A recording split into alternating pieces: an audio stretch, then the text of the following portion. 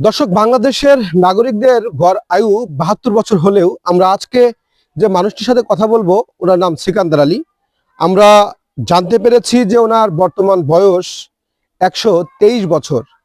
উনি এখন পর্যন্ত নিজে চলতে পারে, নিজের কাপড় নিজেই পরতে পারে, অর্থাৎ নিজের যে কাজগুলো রয়েছে তিনি এখনো করতে পারে, এখনো তিনি সুস্থ রয়েছে।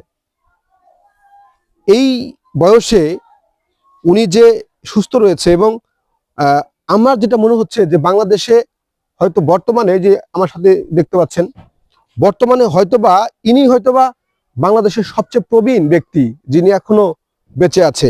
আমাদের জানা মতো আসলে এমন প্রবীণ ব্যক্তি নেই। তো আমরা এই যে দেখছেন সিকান্দার আলী, উনি কিন্তু হেঁটে আসলেন এবং ইনি হেঁটে হেঁটে হেঁটে যে কোনো জায়গায় যেতে পারে। তো আমরা চাইবো আল্লাহ ওনাকে আরো বেশি দিন বাঁচিয়ে রাখুক এবং আল্লাহ ওনাকে নেক হায়াত দান করুক।